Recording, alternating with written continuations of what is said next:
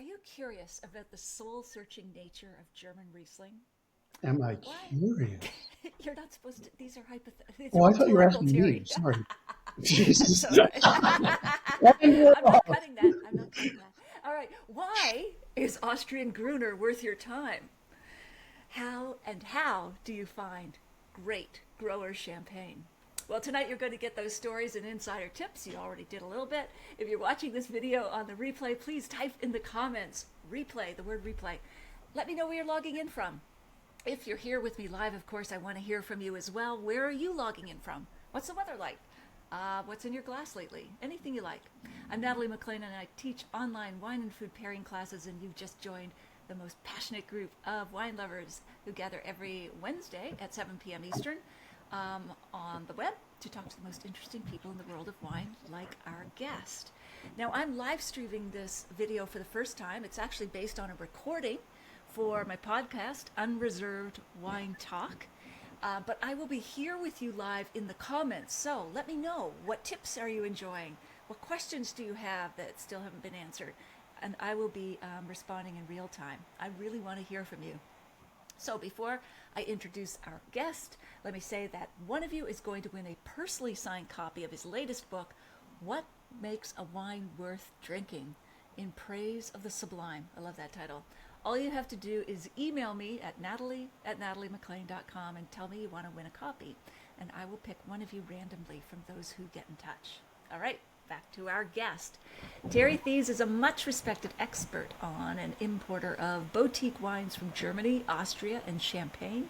He has published 2 best-selling books, Reading Between the Wines, or Vines. Wines. Wines. Wines, okay. Could be either, but wines works. And What Makes a Wine Worth Drinking? In Praise of the Sublime. His articles have appeared in the World of Fine Wine and other magazines.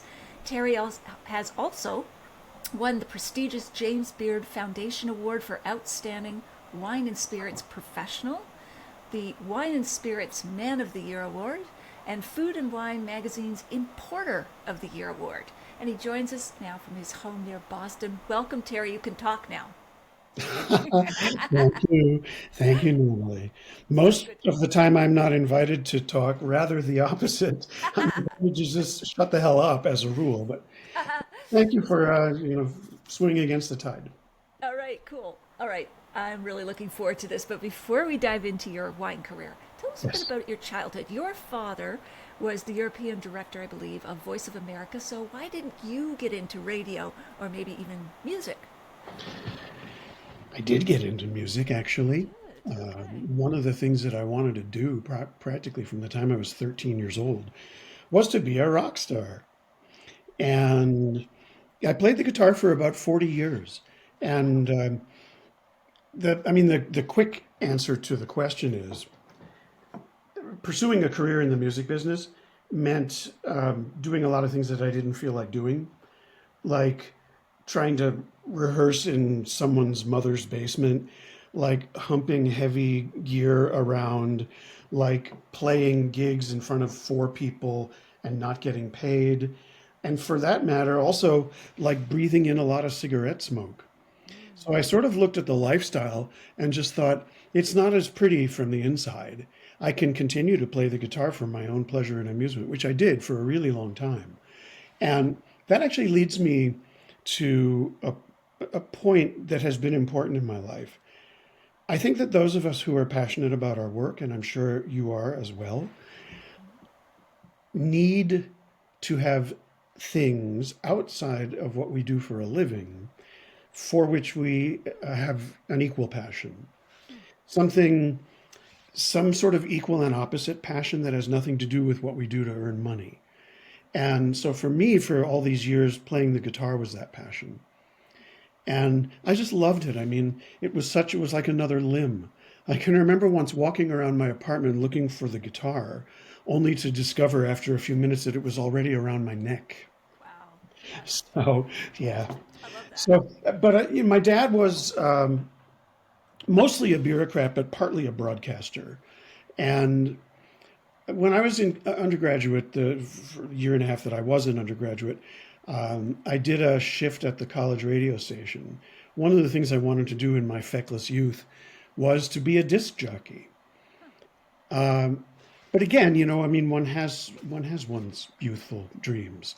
All of these things, by the way, kind of swam around in what I took to be my mind until I was in my mid 20s, and that's when wine kind of came along and rescued me. Okay, well, before we get to that, I want to hear Yes, a little bit more about your childhood yes, because you moved around a lot because of your father's position. yes. Um, you were in New Delhi, and I know you've spoken about this previously, but for our listeners, tell us about some of the more memorable moments there. Well, I was there from the age of 6.5 to the age of 8.5, so it was a really wonderful time in a little boy's life. And there could have been no more wonderful place to spend it. We didn't have TV. We didn't have any of the distractions that a first world child would have. And so I had to learn how to amuse myself. And so I did a lot of playing and a lot of imagination sorts of things. And, you know, we were um, we were told when we arrived that we needed to employ a number of people to take care of the household. And I remember that my father particularly balked at this. He didn't like the idea of having a retinue of servants. But he was told, appropriately, that it was both culturally and economically necessary. It gave work to a number of people who otherwise wouldn't have it. So we had a nanny, and we had a gardener, and we had a cook, and we had a cleaner, and we had a tailor who came around a few times a week operating a manual sewing machine with his toes Wow, and making clothes for the family. And we had a barber who came around every couple of weeks to cut our hair. what a charmed And life. yeah, it was a lovely life. And I learned how to play cricket and actually got really good at it, which was bizarre. But I can tell you one small anecdote that I think kind of encapsulates the kind of life I led in India. We had a very small lawn in front of our very small house. And in a corner of this lawn was a papaya tree. And during the few weeks that the papayas were ripe, the gardener would scramble up the tree, and I would stand underneath it, and he would toss the papayas down to my outstretched hands.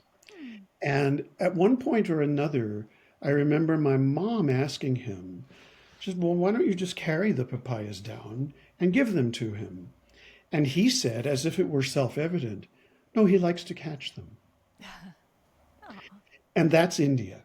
yes. It's it is one of the things that I love about that culture is Indian people seem to have been born with an exquisite knowledge of how to be with kids. They seem to see right into your soul. And I mean, as a little boy in a strange culture, I thought that this was absolutely wonderful. I mean, I just loved so many of the people that I came to know over there. I loved our nanny. I loved our cook, even though he was an appallingly bad cook. I had a teacher in the international school that I went to, third grade teacher, whom I adored, and who discovered my interest in kind of religious mythology, Greek mythology, Roman mythology, and of course, there's very rich Hindu mythology as well. And when she learned how fascinated I was about that, she actually kept me after school to give me one-on-one lessons in all of these myths, which again, I mean, I look back on it and I just think, as we think all the time about our lives, if only I had known then how golden it was and how fortunate I was. Just yeah, but Yeah. you live it, and these days I look back on it, and I think it's this kind of glowing little jewel in my past. And Natalie, I don't know whether I actually remember it. It's so long ago. Sometimes you remember a kind of a film that you have made of it that you've played over and over in your mind, It's true. and you don't know if you're remembering the thing or if you're remembering the film you made of it. Right. And they call that cinematic memory. There's actually a phrase for it. And but at any rate, it was really good, and I think it continues to nourish me to this day.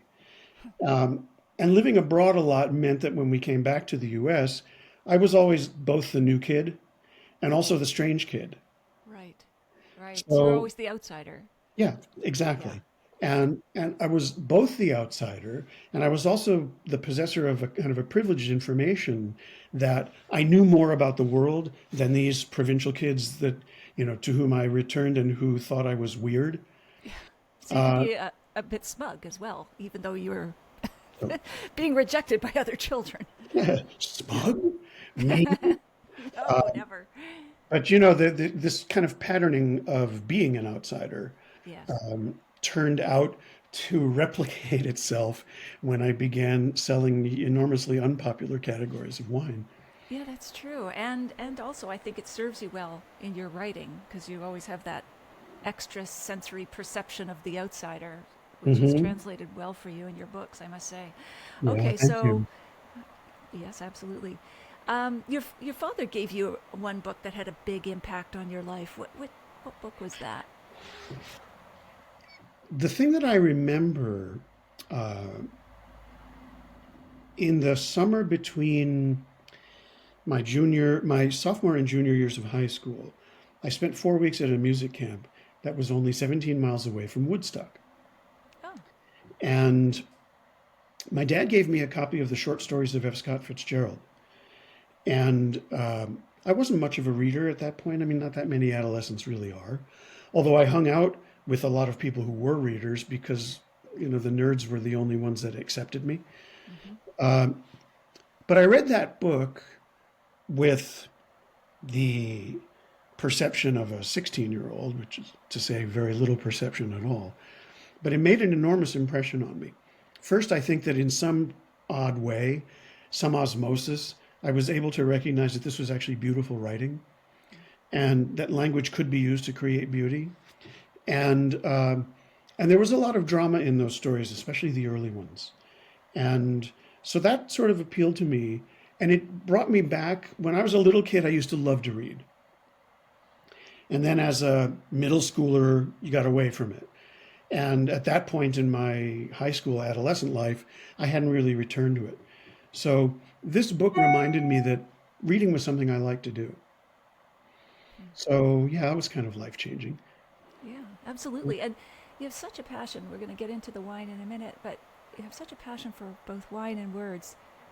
Do, can, do you hold them in equal esteem, or do you think one gets edges out the other? Like if you had to choose between these two children, wine and words or language, uh, who would you save first in a burning house? Oh God, terrible question. It's kind of a sequence. I don't really know that you can say that one prevails over the other. Let's say that the wine comes first, and then the words need to be summoned in order to apprehend the wine, even if you're not describing it to another person or writing notes for yourself. While you're tasting, the impressions that you register tasting are registered in language. True. And so you'd have to say in that case that the wine comes first and the language comes second. So the language would perhaps be the thing that lingers. But you probably know this too, Natalie. The longer we go about this thing, this tasting wine thing, drinking wine thing, Mm-hmm. the more we're able actually in the moment of tasting to banish language. Mm. And sometimes we'll taste a wine and you know immediately what that wine story is. You get it, you grok it. You have its gestalt, you have its details, you have it all. And you don't actually need to put it into words. In fact, stopping to put it into words seems like a pain in the neck. Mm-hmm. Or a So, diminishment of the wine itself, or the experience, I should say. yeah, exactly. Because, you have this incredible visceral moment of kind of connection between this sensory input and you registering this sensory input. You realize that you were born to be together. The wine is potential energy. It's inert until it reaches the taster. The taster brings the wine to life, but wine also brings the taster to life. And Mm. so, you have this fabulous charge of energy that's passing between these two things. And, yes, you're right. Language is hugely important to me on a number of levels. I remember something Dylan Thomas said when he was a child. He said he loved the sound of words even when he didn't know what they meant. He just loved the way they sounded. And and when I first read that, I thought, wow, I thought I was the only one. And to this day, there's still some words that appear on the printed page, and I just think they're beautiful. I just look at them and I think they're lovely, regardless of what they mean. Does one come to mind? Evanescent. Ah, yes. Yeah. Almost There's one. onomatopoeic. Like it's just evanescence. Yeah. Love that. Evanescent. When this kind of breath that you use to say that word is a lovely cleansing breath, evanescent. Huh. Hmm. Wow. Yeah, I Yeah, love it. Love it. we're often All running, right. aren't we? Yes. All right. So then, getting into the wine more specifically, how did Germany and more specifically Riesling become your North Star, as you say? Yeah. Well, I was living in Germany at the time. I dropped out of college. My then girlfriend and I sort of intended to just sort of do the hippie thing. We were going to go to Europe and we'll backpack and yada yada. And we ended up staying. We we ended up in Munich because, of course, I had lived there as a middle schooler in my dad's family, and I wanted to go back. I still had friends there, family friends there, uh, one of whom told me that if and when we ran out of money, that the local army base actually had jobs for American civilians. You didn't have to be active duty. So I thought, well, we'll never do that. But lo and behold, we did. And so we ended up staying, in part because we were so poor that we were never financially far enough ahead to actually travel very much. And when we finally got to that point, it was like, well, I don't want to leave now. Now we're finally at a place where we can see stuff. Okay, so in the middle of that decade, at around the age of 25, I got bitten by the wine bug. And we were in Germany at the time, and so it was the closest place that we could travel to explore and get into wine. In those days, German wine wasn't uncool. German wine, as far as I could understand, was considered to be, firmly established as among the classic wines of the world. So I didn't know that I was exploring something that was kind of, infra dig or uncool. As far as I knew, I was like in the mainstream of what was regarded as classically great wines. So thankfully for me, because uh, exploring Germany first was really great on a whole number of levels. First, the friendliness and hospitality of German vintners, which amazes me to this day. Second, the way Riesling trains you as a taster. I mean, as a formative taster, Riesling tells you that the business that you are engaged in, I don't mean capital B business, I mean the activity that you're engaged in, is a deliberate parsing of the flavors of the wine that you're tasting.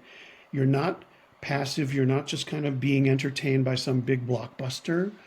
You're engaging with a rather delicate being, and you're engaged in trying to understand it and figure out what it tastes like and interpret its various channels of beauty. So, in that respect, the best way I think for a fledgling wine taster to train him or herself is with Riesling or wines like Riesling that that are delicate and that do engage together with you, as opposed to, as I said, you know, big wines that are kind of a passive entertainment and they just kind of push you down and say, well, you just sit still and I'll put on a show for you. That's right. It's a lean in kind of wine. You have Yeah, to pay exactly. attention. Yes, Hmm. absolutely. So that did you have one of those aha wines that said, "Oh my gosh, I need to have more of this." It was actually early on in the process. It actually created the process, one might say.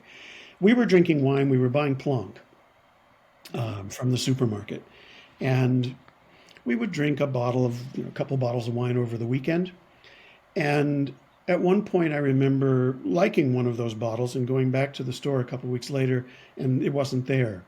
So that told me, when you like something, hurry back and buy more of it. And so that means in your home, you have more bottles than you are going to drink that evening. Hence, it is the beginning of the building of a cellar, Sure. okay, or a collection, call it what you will. One time at my local supermarket, I bought a bottle of something called Riesling. I had never had Riesling before. I'd heard about it sort of vaguely, and I thought, ooh, this seems to be a thing. Let's taste it. And I remember the wine very well. It was a 1971 Kabinett Grüner Veltliner from this big giant Mosel co-op, which is the reason the supermarket had it. And when I tasted it, I thought, this I don't understand at all. This is completely unlike anything that I've been drinking. I was drinking all these, these kind of fruity, Liebfraumilchy kind of wines. Mm-hmm. Suddenly I've got this wine that has this enormous volume of flavor with no fruit that I can discern. It's all this other stuff. And I didn't have words for it back then.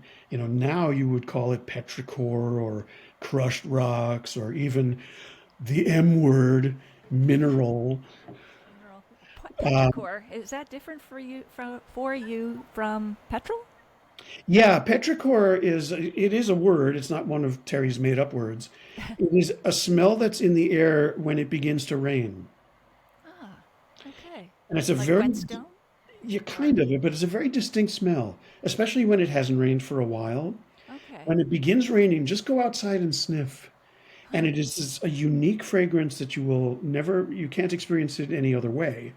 And it really is Okay. remarkable. Sometimes at the early onset of a thunderstorm, you'll smell it also. Huh. Like And that charged air. exactly, Okay. exactly. So, Okay. you get that kind of that petrichor flavor will sometimes show up in Mosel Rieslings. Uh, and it's not related to petrol, which is, as you know, it's TDN, it's a terpene. That's another whole geeky sort of thing. Um, so, so this wine sort of took me back to, sent me back to school. It was an unknown substance, and I was so curious about it. I just thought, all right, I don't understand this at all, but it's enormously intriguing, and I need to discover more. So, I set about just finding whatever Rieslings I could. And then I was lucky enough to find the Hugh Johnson Wine Atlas, the first edition of that, at my local U.S. Army library, amazingly enough. And that was what sent me off. That was when I realized, okay, I need to get deeper into this. Yeah. And in order to do that, I need to travel to wine regions, and the closest ones were locally. They were in Germany. Right. Where I That lived makes in Munich sense. it was 4.5 hours from the Pfalz. So, yeah, Okay. Yeah. I think we share that, like that first aha wine that says, I don't know what this is, but I need to find more of it. But also, then I need to put words to it, like so that it's not just, as you've said, accidental. It's deliberate in terms of finding it again because you can identify it and sure. describe it. Yeah. Hmm. No, that's very good. And you said Riesling is a great blessing and a small curse. I love that. What do you mean by that? I think the great blessing of Riesling is, like I say, it's first of all, it's its inherent beauty, and the way it trains you to be a taster. Not to mention the fact that because it is still a category that's out of the mainstream, it is a buyer's market for Riesling, and so Riesling is perennially undervalued. Per dollar spent, you get more back than you do with practically any other kind of wine. Hmm. The small curse, I think, is that it spoils you for wines of lesser virtue, lesser complexity, lesser intrigue, and it can make you dismissive in some respects of wines that are really perfectly good, but you know, they're not Riesling. And it took me a long time to outgrow that. I needed to outgrow that, but it was also part of outgrowing my own youthful pretensions and snobbery and all the rest of the stuff that we all outgrow, one hopes. Sure, So yeah, absolutely. that's the small curse of Riesling is that Yeah, I like that. it'll spoil you. No, it'll ruin you for other things. Okay. And you once wrote that a wine, I don't know if it was a German Riesling, tasted like clowns at a circus. what did you, which wine was that? I want some Mm, clowns in my mouth. I think. Maybe not. clowns at a Um, circus. what did I you mean by remember. that? Yeah, I remember the wine, and the reason that I remember it is because David Schulknecht actually referred to it in a piece that he wrote for World of Fine Wines about tasting language. The wine was from a grape variety called Scheurebe, and I believe it was a Cabinet, and it was produced by an estate called Christian Wilhelm Bernhard, whom I represented for a number of years. Uh, I didn't say that it tasted like clowns. I said Oh, that okay. the image that it called to my mind was clowns doing their pratfalls because the wine was kind of giddy and ridiculous. Hmm. And so it was one of those things where I was starting to write a tasting note, doing the usual thing of kind of spinning out all the associations and the associative language. And I stopped for a moment and I just thought, I'm really wasting this wine. This wine is like just a three-ring circus of ridiculousness. And so I just wrote the image that occurred to me. And the image was, when you taste this wine, you can see all the clowns doing their stunts and their pratfalls and all the rest of it. And I just left it in the note because I thought that's a truer way to depict this wine than to do the usual, it tastes like grapefruit and cassis and sage and blah, blah, blah. How did people react? Did you get any reaction from that tasting note? Oh, I don't know. I mean, I published so many tasting notes, Natalie, in my catalogs over the years. Honestly, the only reactions that I can recall getting from my tasting notes is when they were either salacious or had a lot of swear words in them. Uh, Otherwise, my poetic tasting notes, really nobody said all that much to me about them, probably because they thought I was ridiculous, and but maybe because they were shy to talk to me about them. Sure, You sure, know? absolutely. Yeah. Yeah. And how you say you try to arrive at the rim of the glass without expectations. How Uh-huh. do you manage to do that? No, it's hard. It really is difficult. Some of it has to do with simple repetition.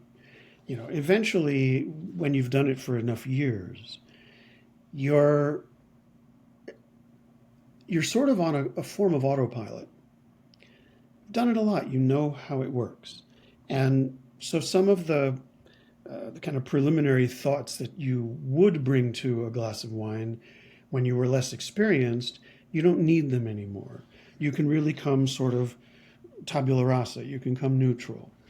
Uh, I think it's a really lovely state to be in because it enables you to simply receive the wine without having judged it in advance or even anticipated it in advance. Sometimes anticipation can be really good. Uh, and other times it's best if you banish it because if you're approaching a wine in a state of anticipation, you've sort of precluded the possibility of being surprised unless the wine confounds your anticipation. Right. Um, but if you approach it without anticipation, then you're going to be nothing but surprised. Hmm. But Yeah. it's hard to do. And when you start talking about how to do it, you start sounding like a Zen master, and I'm not a Zen master, and don't wish to sound like one. Although sometimes I can't help myself.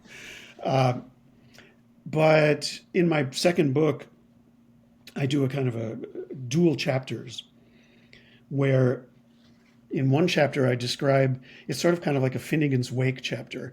I describe the entire arc of a day that brings the taster to the glass of wine that he's going to drink that evening.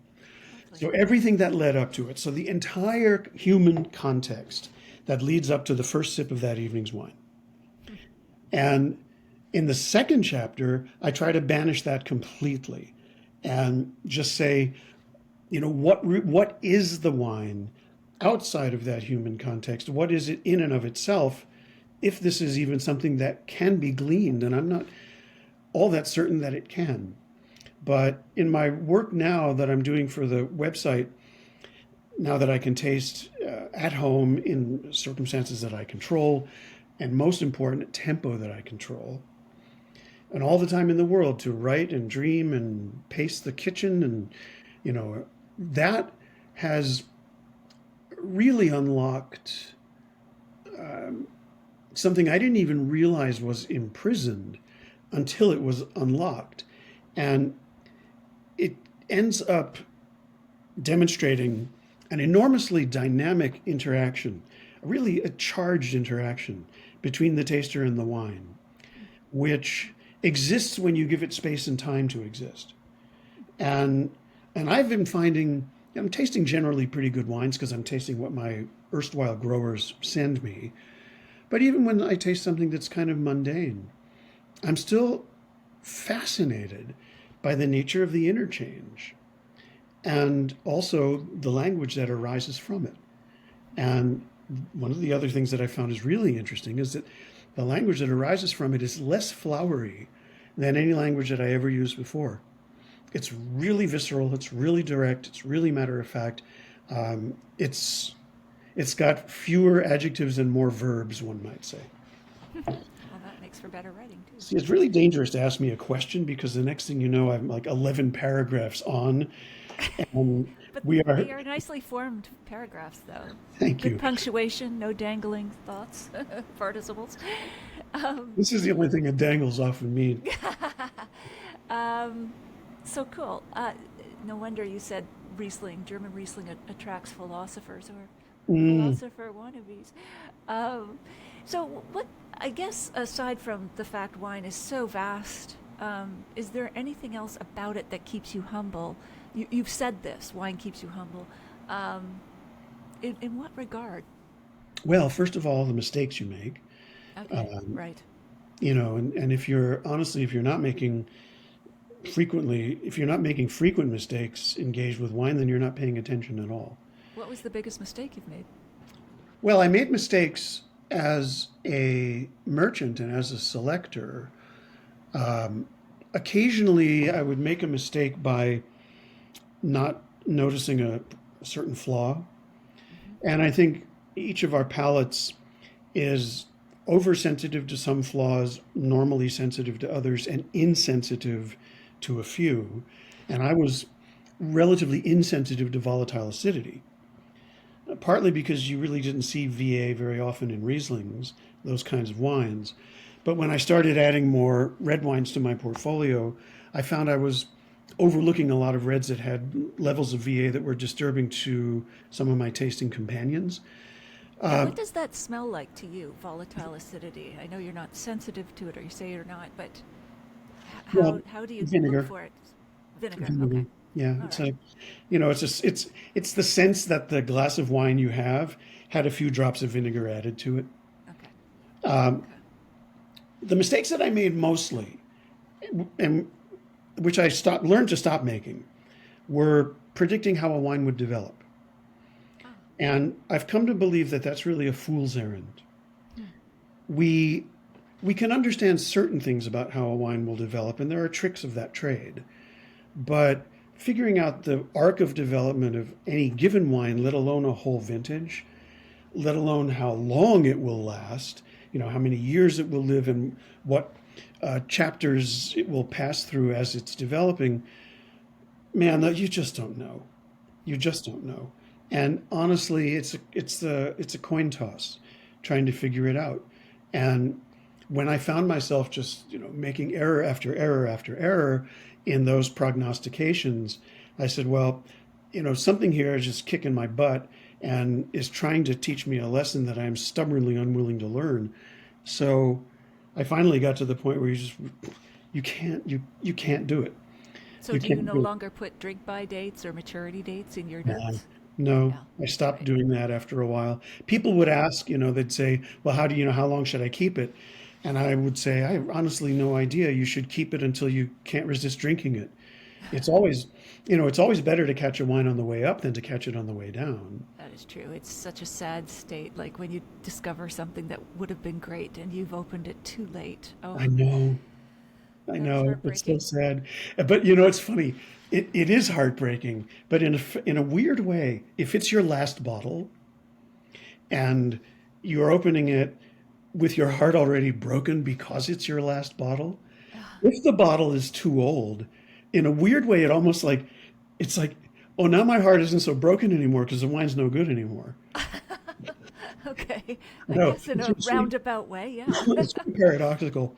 Yeah. But But what are the tricks of the trade for guessing how long a wine will last? I mean, if it's, I guess, quote unquote, well made or has mhm, all those preservatives like tannin, alcohol, sugar, acidity. I mean, are there any other tips for you would give? me, for me, um, one is this is going to sound kind of geeky, but one is the development of the tertiary finish in a Oh, wine. there are, there isn't just one aftertaste.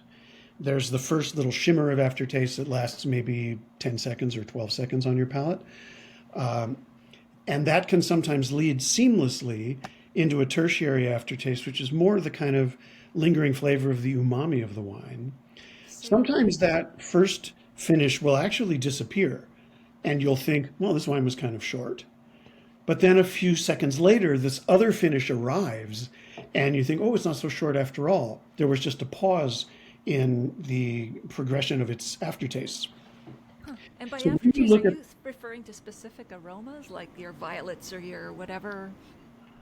the tertiary finish, like I say, it's kind of the umami of the wine. It's the things that are the hardest probably to find words for. But if you pay attention to it, if it lingers cleanly, if it remains clean and stable for the 20 or 30 or 40 seconds it takes to finally fade, then you've probably got a wine that's got a good developmental arc in front of it. If, on the other hand, it becomes decadent in any way, if it starts to taste oxidized or if it starts to taste volatile, then you've got a wine that doesn't have a lot of life in front of it and one that you should probably drink sooner rather than later. Another way of looking at that is the empty glass. Okay. So you have finished the glass, set it down, let 30 seconds go by, pick it up and sniff it. Now what's happening in the empty glass? If there's oxidation, if there's acetification, i.e. volatile acidity, then you have an unstable wine that probably doesn't have a lot of life ahead of it. But if it's clean, then you're in good hands with that wine. And in some cases, and this is the thing that is most amazing, you'll go back to that empty glass and there's things in it that you couldn't taste in the wine. Suddenly you have this miraculous whole new set of aromas and you just thought, whoa, where did those come from? I love that tip. Oh my Yeah, gosh. I yeah, can't wait to try that. Yeah. it's and it works with every wine, works with anything. Wow. So Yep. why didn't you become like a winemaker then, or even a sommelier? Yeah. Too much work. I mean, it's honestly, this is the truth of the matter. I was obviously, as a merchant, I was interested in winemaking and I learned a lot about it from talking with vintners all the time. But, I kind of looked at it and I thought, this is this is pretty sweaty, difficult work. I'll just take care of the aesthetics, thank you very much. And so it's funny, I never had that ambition. And I've obviously many of my colleagues in the business did and do. Some were really hands-on. I mean, Robert Catcher, for example, was kind of famous for being almost like a kind of a shadow vigneron to the producers that he represented. Um, and yeah, but I didn't have that. I didn't have that goal. I liked observing from a position that one could call maybe critical remove. Hmm. You know, Yeah. And yet you you said there was a lot of slogging around of equipment when it came to be a musician. Surely there's right? a lot of slogging when it comes to cases of wine as well. And Oh yeah, 100 cases of wine. That was, yeah, still a sure. I slog. mean, that was all part of it. Back in my very early days, when I didn't have any help, Ah, uh, right. and containers would arrive, and I would go out into the warehouse, and get dirty helping the guys in the warehouse unload the container. And I actually really loved that work. It was Oh, great exercise. You got all those really good exercise endorphins would be released. I love the camaraderie working with the guys. Uh, it would, the jokes that would go around back and forth and the teasing and all that stuff. And the other thing was that I was enormously excited to see my babies. hmm. I would taste the wines over in Europe. I would remember how they tasted. I would sell them. Finally, the orders would begin to arrive, lo these many months later. And as soon as the door opened on the back of the container and I saw the boxes, I was like, my babies, they've It come sounds like you're home. running an adoption agency or something. Right? Exactly. This I is just great. wanted to throw my arms around them. Those days are gone, by the way. When I have to carry cases of wine down to the cellar right now, it entails the consumption of a great deal of ibuprofen. Oh, yeah, I hear you. I have a ready supply of that. But you must also have slogging Sherpas now working with you. Oh, these days not. Obviously, I'm just a retired old geezer, so Oh, when I get wine at home, I have to take it to the cellar by myself. oh, I see. Okay. Yes. Um, so let's talk. I mean, the outdated notions, of course, of German Riesling are being simple, syrupy, or whatever. But what on a more nuanced level do people really misunderstand about German Riesling? About Riesling in general, Okay. the fundamental misunderstanding of Riesling in general is that it's a fruit-driven wine. It's Okay. not. It's a mineral-driven wine.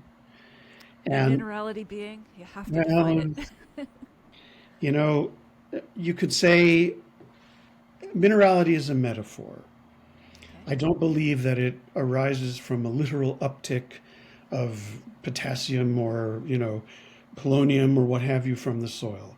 That I never believed it, and it has subsequently obviously been disproven. But it is incredibly useful metaphor for those flavors which are sometimes quite voluminous and tangible that can't be explained any other way. They're not herbs, they're not spices, they're not umami, they're not savory, they're not floral, they're not fruity, but they are there nonetheless. So, what are they? So, you'll have some tasters will use crushed rocks or wet stones or gravel or scree or lots of different kinds of words that can be employed. Minerality to me has always been a very appropriate metaphor because without being told that it existed, I arrived at it spontaneously by myself. And I remember just thinking, wow, this wine tastes like something. It's more than stones or rocks, it's like minerals. And so that became something that I put in my tasting notes, and then I found that it was something other people put in theirs. So back to Riesling. Okay. Riesling is fundamentally a mineral wine. It is, it can be fruity, it can be floral, but, and it can be any and all of those things. But generally speaking, Riesling doesn't lead with fruit. If it does, it's probably a pretty boring Riesling, or it's grown in a climate that's too warm, or it's planted in a soil that doesn't really suit it very well. So I think for people disinclined to drink Riesling because they believe they don't like fruity wine, were they to explore, they would probably discover that Riesling, in many respects, was the driest of the dry, number one, and number two, very often was able to express itself passionately without recourse to fruit. And again, fruit's not public enemy number one, but lots of the reasons that people don't approach Riesling are barriers that they themselves erect. The other one is that it's too complicated, that you can't understand it, and there's so many different ones, and yada yada. And I just think, okay, well, if you don't want complicated, then just decide between Coke and Pepsi and go on about your life. Wine is complicated. Get over it. A lot of things are complicated. Wine is incredibly complicated. But the thing about wine that's so amazing is it's not abstruse, generally speaking. It's just complicated.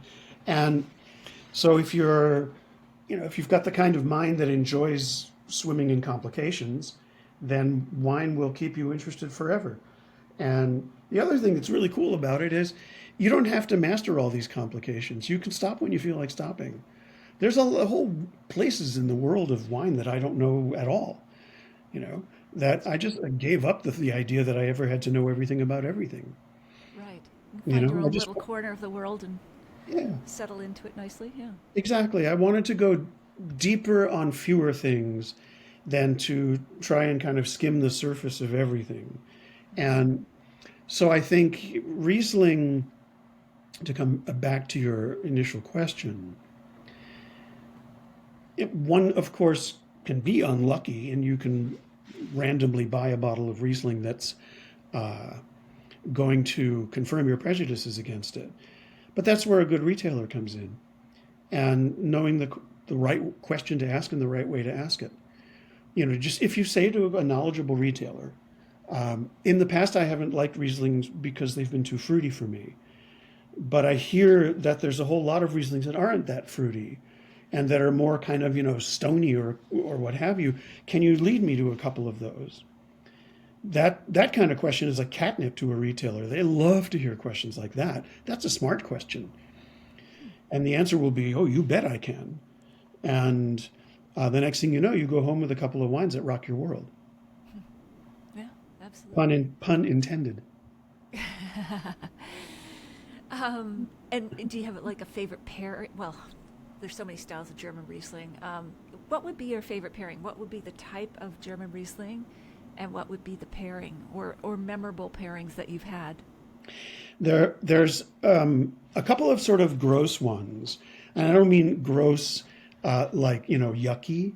What I mean is you can really go down a rabbit hole with wine and food pairings, and I prefer to look at the kind of larger architecture. And you figure if you get the basics right, the nuances, generally speaking, take care of themselves. So we all know low alcohol, sweet Riesling can go very nicely with salty food in many of the Asiatic cuisines. That's a cliche, but it's a cliche because it works more often than not. Sure. And so that's one of them.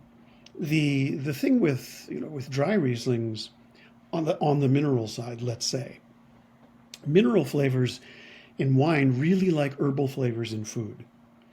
And if you're cooking with herbs, more often than not, that's going to be the primary flavor of your dish. To use, again, another cliche, let's say that you poached a salmon and you had it in a cucumber dill sauce. Well, the salmon is an umami flavor, the cucumber is an umami flavor, but the dill is not. The dill is going to be the dominating flavor in that dish. Dill is an herb. Dry stony Rieslings love herbal flavors. That's going to be a match that's fantastic. And, generally speaking, matching a wine to the protein is the wrong way to go. You look at the flavors on the plate and you say, okay, what's the dominating flavor here? Match the wine to that, whatever it is. It could be the sauce, it could be the sides, So those are the things that that we like to do Riesling with. And, you could, if you like to drink Riesling, you can also sometimes kind of pattern your food to make it go with Riesling. So if, let's say, you want to make a salad for Riesling, you want to avoid really sharp vinegar. So you might use a fruit vinegar or something along those lines, just a nice mature vinegar. No raw onions, please. No raw shallots. None of those flavors are absolutely, they're homicidal to wine, not only to Riesling. Why And is that? Just you found the because I combination think they, doesn't they work? kind of occupy the palate. They leave Ah, this kind of too much. acrid, hot thing on the palate that sort Right. of destroys any fine flavor receptors that you may have arrived at the table with. Sure. Then you might want to put a salt source in your salad, whatever it might be. It could be croutons. It could be grated parm. It could be blue cheese. And if you're going to do that, maybe a little fruit, whatever's in season. Toss a few blueberries through it or strawberries through it or slice up some peaches or whatever. Now you have a salad with a little salt in it, a little sweetness in it. And now you've got a Riesling with a little sweetness in it. And it's just going to go so beautifully with your salad. You'll think, how did I get through my life up till this point without ever having had this match? I love it. That's Yeah. great. Now, you also represent Austrian wine. Yes. And why was that such a tough sell for you back in the Well, 1990s or along the way? What did people misunderstand about Austrian wine?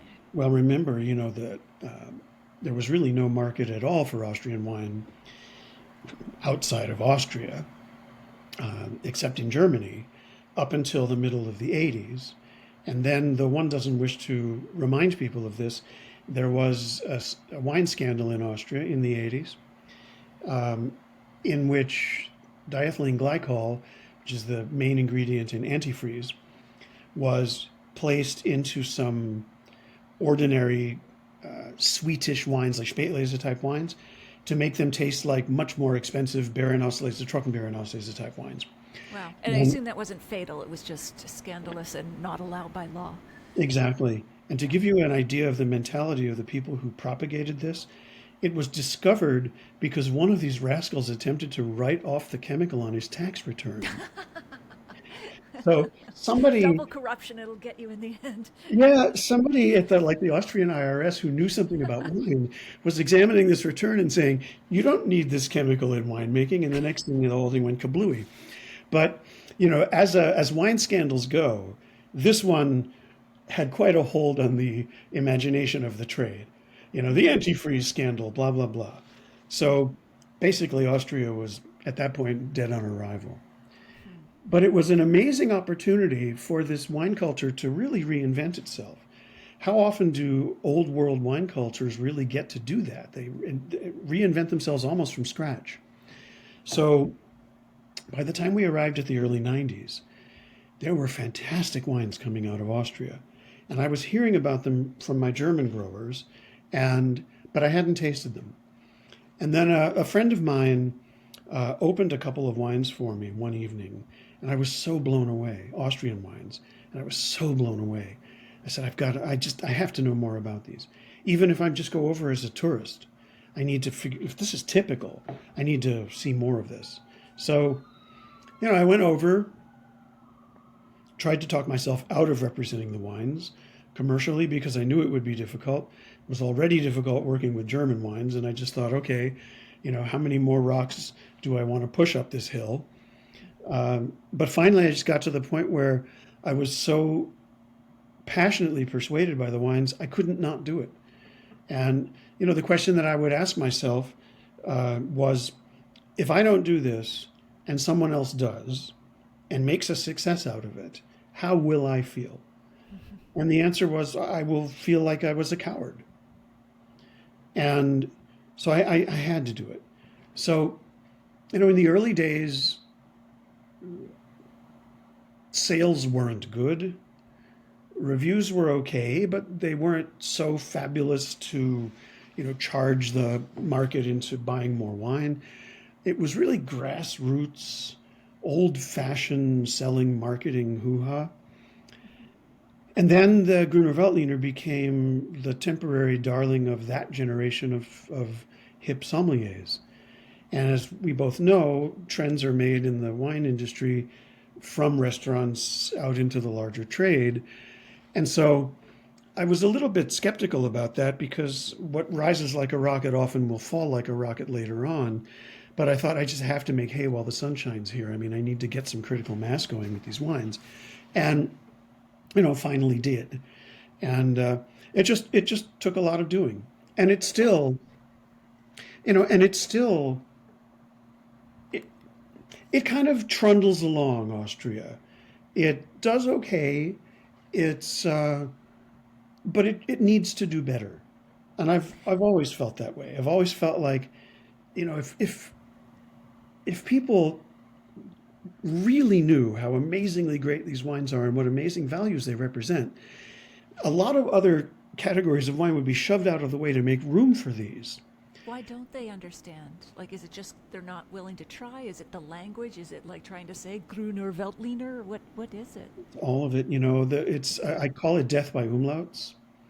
Death by And what? Sorry. death by umlauts, the Umlauts. What's double that? dot, the double Oh, dot on top of the right, right, vowel. right, right.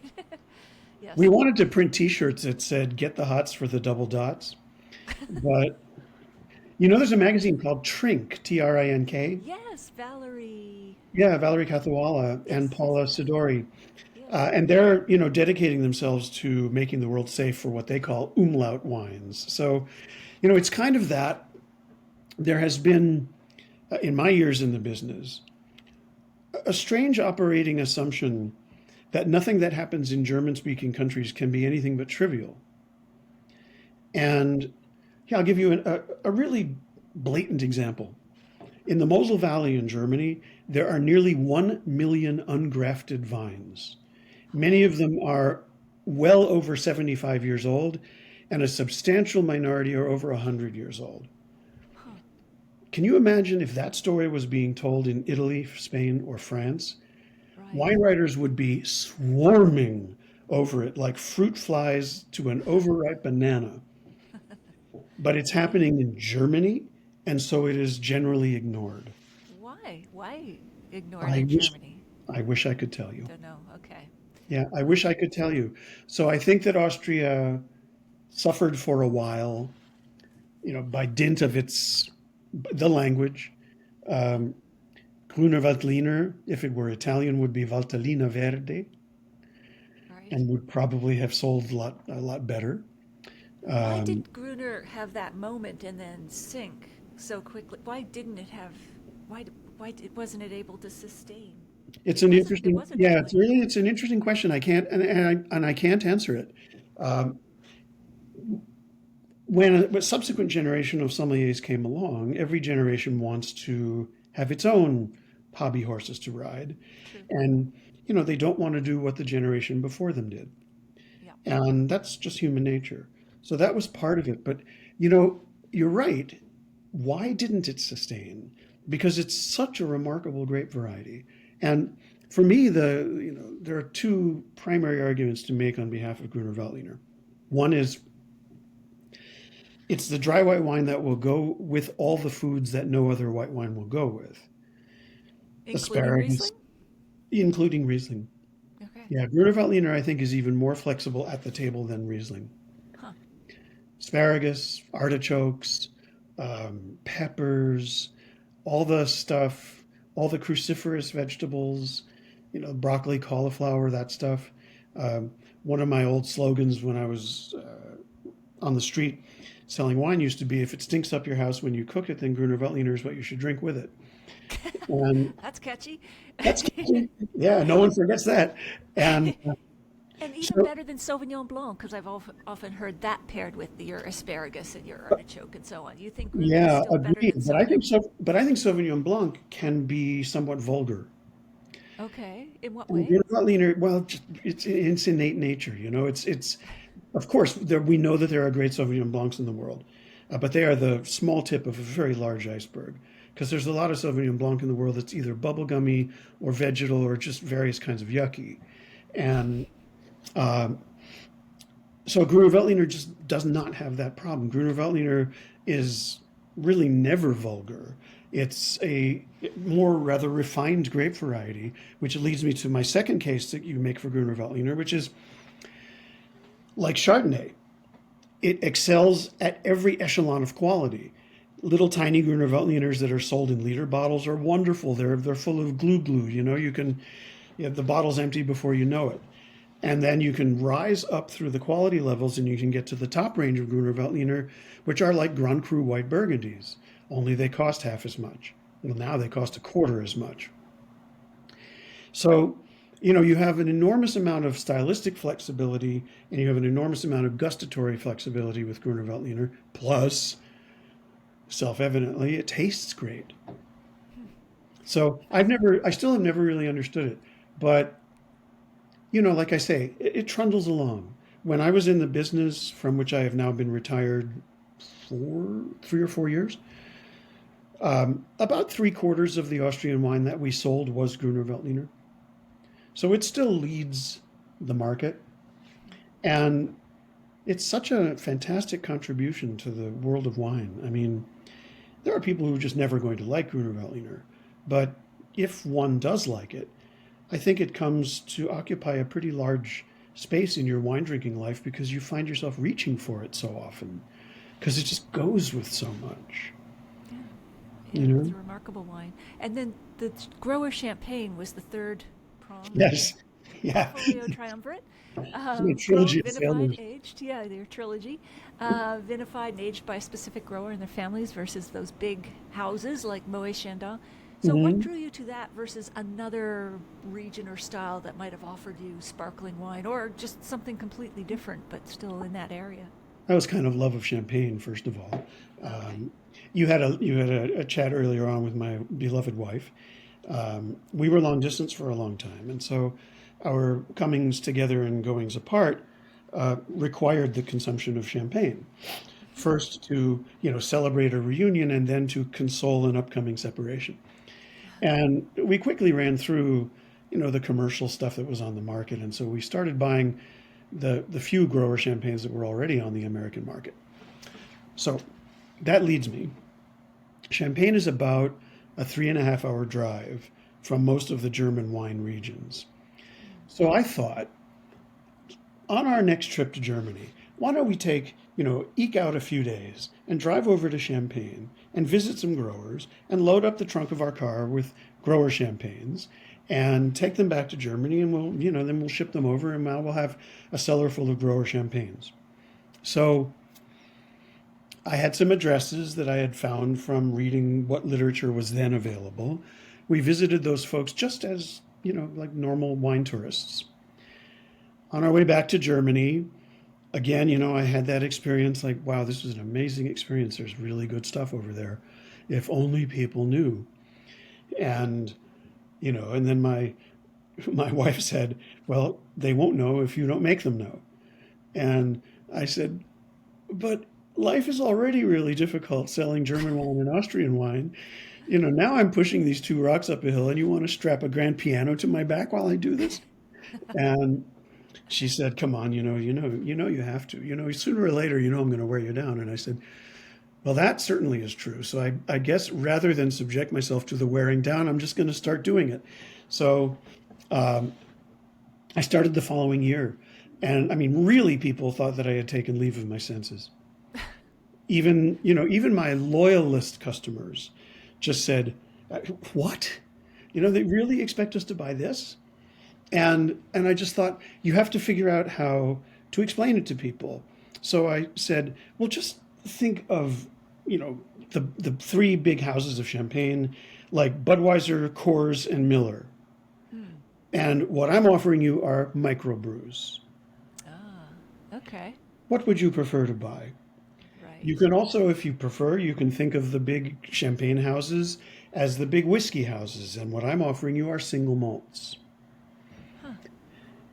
And Champagne, at that point, was the last place in Europe where the grower culture had not taken over the means of production. I mean, let's say outside of Bordeaux, obviously. And the last place, perhaps not in Europe, but certainly in France. So again, I told people what we are doing is reenacting the revolt of the peasants in Champagne that took place, in Burgundy that took place, 25 or 30 years ago, where the negociant class was overtaken by the advent of individual grower producers. So, that also took a while. And there were a couple of years where I wasn't sure it would work. And there were a couple of dark nights of the soul where I sort of thought, I may just have to fold this particular tent. We began with Champagne in 1997. We had the year was 2003. And that was where I thought, okay, there's a fire under this now. And it's just going to keep growing. And in some ways, we were also the victims of the millennium, because, the millennium was such a kind of fizzled out, but everyone was overloaded with champagne. So nobody was buying champagne in 2001 or 2002, and they were certainly not buying grower champagne if they were buying champagne at all. So I think that's a lot of the reason why in '03, suddenly it just sort of went, whoo. And at that point, it started being fun. And, and we really were making the point. And I remember making a sales call to a very trendy restaurant in Manhattan who was beginning to pour one of our grower champagnes by the glass. And in this little office, I saw all these tchotchkes from Veuve Clicquot, buckets, stoppers, golf clubs, I kid you not, T-shirts, caps. And I said, wow, you're really getting the full court press from Clicquot. And he said, well, they want their glass pour back. And I said, well, yeah, of course they do. He said, Terry, it's really a pleasure to be doing business with wine merchants for a change. Huh. Right. There you So, go. yeah, so it was immensely satisfying. I mean, it was just, I wasn't the first person to do it. I was the first person to overdo it, because my initial offering of grower champagne was 9 producers, and it grew to 17 before I retired. Because I thought, if you're going to make a case that champagne is a wine of terroir, you need to have growers scattered throughout so you can show the differences among them and that they are terroir driven. And you can't do it with a token 2 or 3. That makes So total sense. Wow. yeah, yeah. I always knew Natalie, that in order to sell the kinds of wines that I was trying to sell, there had to be an overarching story. And the story actually took precedence. If the story was convincing, then people would explore the wines because I knew the wines were good. I knew, I knew that what was in the bottle was convincing, but the story had to be convincing. So, Absolutely. Oh, I yeah. hear you on that. And speaking of convincing stories, segue, let Well, us talk about your books because I mm, definitely want to get to them. Such beautifully written books. Let's talk about the first book. There you go. Ah, product that's the shot. second book. That's the second book. Okay. There you go. I And don't the know where first the. one is Reading Between the Wines. Yeah, I've got a kind of a That's okay. beaten It's a up much loved paperback, copy. There you go. beaten up paperback copy of Reading Between the Wines. When we're going to link to both of those books in the show notes, and I'll post in the comments for the Facebook and YouTube. But tell us what prompted you to write your first book, Reading Between the Wines. So you were writing for your catalogs, and you have, as you say, the gift of the glib, but I think you have the gift of language. But what prompted you to get to that first book? It's interesting. Um, I just read in the New York Times yesterday the David Marchese interview with Joyce Carol Oates. Mm. And in the course of that interview, she basically made the ars longa vita brevis case that life is short, but art is long. Uh, And as she was saying, a lot of the things that happen to us in our lives that we think are so important as they are happening turn out to be ephemeral. But if you actually produce a work yes. that lives on past you, um, and this is you don't necessarily have to write symphonies or poems. I mean, any architect can do that. Someone who designs a car, I mean, all kinds of more or less prosaic things. But the point is to produce some sort of a work that will endure. Yes. So, when I won the Beard Award, my thoughts started running in that direction. I thought, okay, I've bought and sold a lot of wine. Um, I've made a few things happen. 50 years from now, none of that's going to matter. And, it won't even be a blip in the screen. It's just, I need to come up with something that can constitute a legacy, if that's not too pretentious a word. Absolutely. That was the word in my mind. Legacy. Yeah. Absolutely. And Everybody yearns for that, I think. yeah, and that was my hope. And I kind of, I had a lot of writing already, a lot of the catalog writing, which I knew I could sort of strip mine to have the basis of a book. And I looked at that catalog writing as kind of the bricks and bricks. And I would sit down and write the mortar that would hold those bricks together. Right. And in the process of doing that, the book sort of took its own shape. I didn't sit down with an a priori knowledge of the kind of book it would be. I had a vague knowledge because I knew the kind of person I was and the kind of writer I was. But the book began taking its own shape in the process of being written. And, I liked it. I felt sort of fond of it. And it's a young man's book because there were parts of it that were written when I was a young man. It was published in 2010. And I mean, some of the writing came out of the aughts or even the late 90s. Where I felt like it was good, I I put it in. There were times where I kind of thought, well, I could rewrite this and actually make it better. But I thought, you know what? I like the kind of clunky purity of the way I wrote it 10 years ago. I'm just let it stand. Sure, sure. You There's know, a legacy in that respect as well. yeah, It's and it a was kind of earnest. preservation of And time. Hmm. I was Yep. amazingly lucky. I mean, it was published by UC Press. I had a Okay. great publicist who really believed in the book. Huh. Um, it was, I was just, it was fantastically well received. For a wine book, it sold well.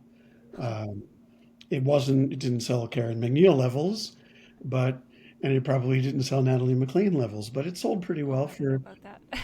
well, I'm pretty But yeah, sure it didn't. But I it, think for a little, kind of esoteric wine book, it sold pretty well. And the book is, it's essayistic. It's not a wine guide. It's more, people would ask me for an elevator pitch for it. yes. And I would say, I can tell you the two things it's not. It's not a wine guide, and it's not a wine simplification manual. Those things have been written. I'm not interested in rewriting them. If this book has a purpose. It is to try and persuade people why they should care about wine in the first place. Okay. What wine can be for you. Yes. Yeah. And how does that differ from your other book, the second book, What Makes a Wine Worth Drinking? Because that sounds like that's on a similar theme. It is. And that chapter, which was the first thing I wrote actually after Reading Between the Wines came out, I felt, and I wanted to get back to first principles. I knew I had tried to do it in Reading Between the Wines, but I thought there's more that could be said. Okay. So, I really wanted to make the case once and for all. What makes a wine worth drinking? What makes a wine worth drinking versus another wine? So I thought, okay, you need to make value judgments to answer that question. So I will make mine, and people can decide if they agree or not. And the rest of the book, again, I've came together more or less spontaneously from bits and pieces of things that I was writing. Everything in the second book was written subsequent to the publication of the first. So the second book is more contemporary. Okay. All of it had been written, let's say in the years between 2013 and maybe 2020. And, in those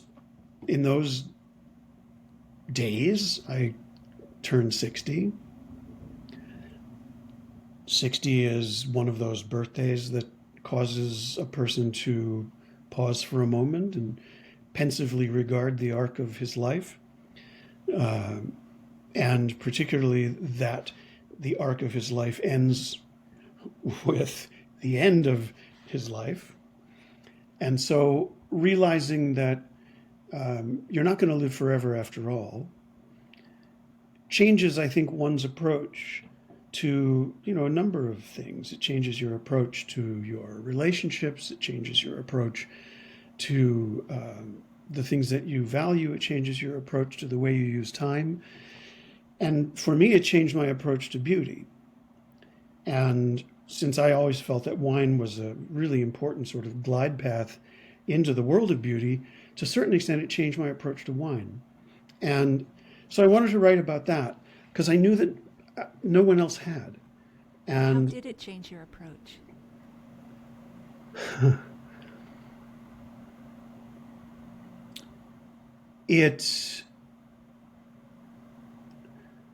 the shorthand answer, which is likely to prompt further questions, which I may or may not be able to answer. It made me sadder. Oh. And, sad is a curious word. Nobody wants to be sad. No one wants to be bummed out. We have this kind of tyranny of cheerfulness that we live in. In fact, there's been a new book written about that, and I can't remember its title, but it was the woman that wrote the book about introverts, of which I am one. The shy, Um, quiet. yeah, Quiet was that book, and then she has a subsequent book about the value of melancholy, Ah. the value of poignancy, and I began feeling at that point that sadness was like a cooperative little ghost that rides on your shoulder to remind you that that your days are numbered. And it can sound terribly lugubrious to say that. It doesn't mean that you walk around with like a sword of Damocles over your head all the time, or that you become a brooding sort of Kierkegaardian philosopher type. It just means, that you're aware. Wallace Stevens has a line in one of his poems, "Death is the mother of beauty." And you're aware that there is this connection between the way we apprehend beauty and the knowledge or understanding of the finiteness of life. So wine became something that I was experiencing much more deeply in the last 10 years. When I was younger and I had a great wine, it was an exalted moment depicting the dancing of my noble soul, which was all well and good. My young noble soul needed to dance. But more recently, it has become a moment of quiet. The soul doesn't need to dance anymore. The soul needs to hold still and consider what is happening. And what is happening is you're being invaded by beauty and silence. And in that silence, I don't mean silence the absence of sound, I mean silence is the presence of eternity. And when you're in that moment, if you don't pause and pay attention to it, it's just you're wasting it. It's an incredibly valuable instant of life, and you don't want to walk away from it. It's there. It shows the things that it shows you, which you can't necessarily put into words. Try though I might. The things that it shows you are things you need to see. So, in a way, that kind of came into a lot of the writing for the second book, which makes the book sound, like it's probably more. My writing tends to be kind of energetic. I can't help it. And though the book concerns itself with a kind of a pensive and thoughtful subject, I hope it's written in a propulsive and energetic manner. I'm not the one to say that. Sure, others have, so you don't Yeah. need to. I keep a copy. I keep a copy in that part of the house where people do a lot of their casual reading, and I'm sure you know which part of the house I mean. And sometimes while I am there, I will kind of, dip into the book just to see if it's like any good at all. And mostly, I'm reassured that it's okay. Every once in a while, I'll like wince and I'll just think, oh man, how could I have let that one go? How could my fantastic editor not have seen this? But for the most part, the book's okay. They're my little guys. And the movie I made is also the same kind of thing. It was like My Little Guy. That movie disappeared without a trace. Oh, this was a documentary in 2012? Yeah, this was a documentary and the reason it disappeared was we had all kinds of really boring issues connected with licensing and printing and distribution. And the movie was supposed to have come out around Halloween, and instead it came out like literally 13 days before Christmas. So we had an initial print run that we ran through pretty quickly, but nobody really wanted to do another. So, so that little movie, which is a tone poem of my love of the German wine culture, sort of like I say, it's a legend in my mind anyway, because it sort of vanished without a trace. But it's a beautiful piece of work. The cinematography is great. Tim Story did the music. It is what I wanted it to be. And as a companion piece to the two books, I think it's really valid. But I'm sorry, I don't mean to inspire a desire for people to get it, because you won't find it. I mean, unless you find it on eBay or Etsy or something. You can't post it on a website or anything like that? Or is I just don't think there's copies in print in the normal. Okay, yeah, it would be Yeah. interesting to see that. Tone poem. You were just, when you were talking about the whole, quiet moment with wine, veering maybe to the melancholic, but in a good way. These lines keep coming to me because I studied the Romantic poets, and it was like, just can't help but share it with you. But where oft upon Yes. my couch I lie, in a vacant or pensive mood, I flash upon my inward eye, which is the bliss of solitude. Yes. That's what you're reminding me of. Like that, Mhm. just, that's enough. And we come back full circle to, we wanted the words to describe the wine, and now we don't need them either. Yeah. Yeah. And a lot of the things that will happen is how do you find those words? I mean, we had a cool September night and a nice bottle of old Rioja. And our house has a deck off of the dining room where we can go outside to taste and listen to the birds or what have you. Wine always tastes a little more vivid in the fresh air, I find. So I took this glass of Rioja out to taste it, and there was a full moon that was behind this scrim of mid-level clouds. And the moon was casting this kind of, moon rainbows behind these clouds, sort of ice rainbows or something. It was incredibly beautiful. And so I had this vision in the sky of ice, and I had this wine in my mouth. And so I had ice and warmth at the same time.